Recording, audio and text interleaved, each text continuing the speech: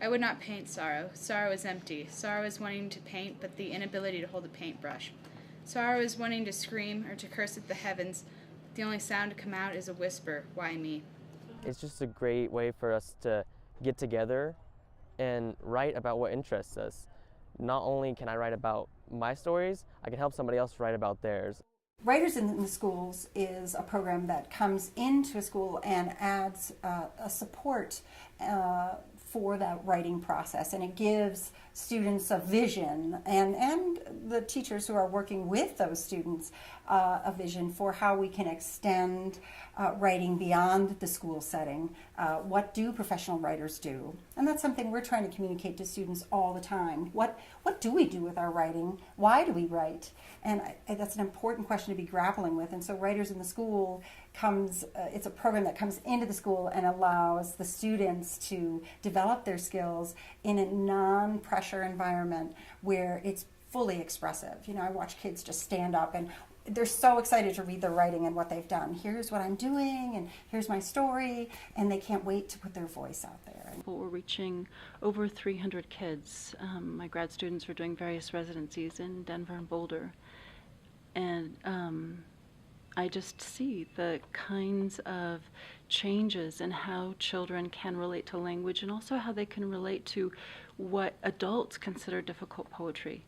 Because I do believe that we should not speak down to them. We bring great literature, and they are absolutely capable of understanding it, and are ready and willing and open to understanding it and responding to it. Lots of teachers tell me that children who've never been interested in writing have found a passion in writing poetry, and that it's applied to other areas of their learning. So that's exciting confirmation of what I believe. We'll go to Gavin, then we'll go to you. Okay, Bella? What do you think, Gavin? I think if you turn it upside down. Okay. The sea is spouting upward out of rocks. Okay, can you see that? This is my favorite one. The owl sits humped. It has 100 eyes. Can you imagine that? Okay, so we're going to do the same thing that Mr. Wallace Stevens did, only we are going to use, rather than a pineapple,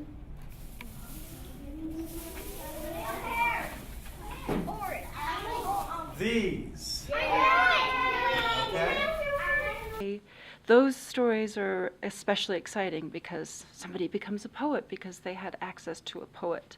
And that's part of the importance of the program, that it's an actual writer who is in the classroom modeling what writers do.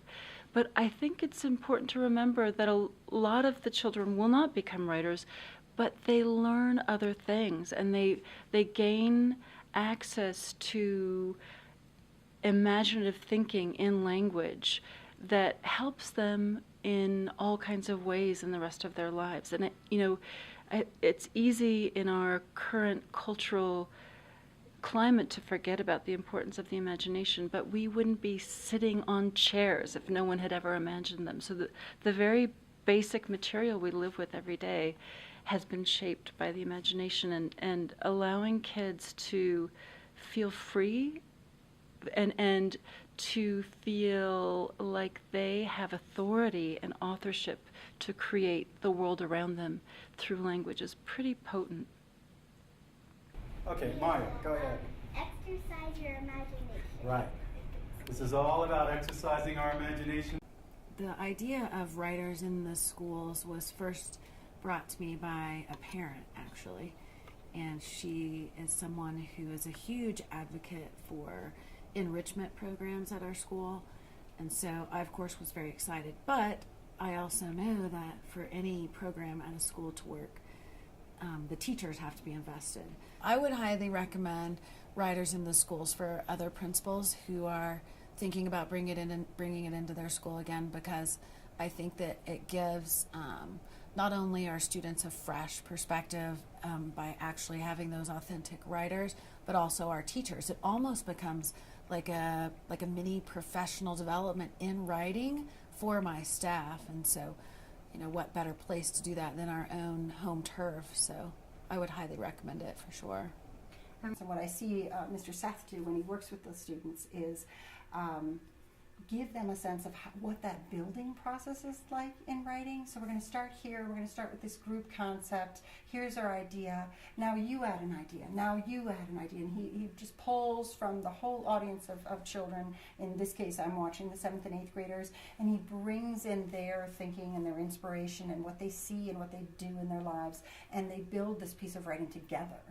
And then he stops and says, okay, now you extend that or you take that to the next level. And it's just been a really enriching experience for all of us to watch that. I have 3 sons in our school, so they're all getting an opportunity to participate in the WITS program. He's learning disabled, and so the whole process of writing and reading is really a challenge for him. And so it just infuses his energy and his mind with a different way to think about writing instead of just, again, that idea of process and the work of writing, which all of us have to grapple with as writers, that it is work, and yet now they get to really participate in that inspiration and the joy and the imaginative expression.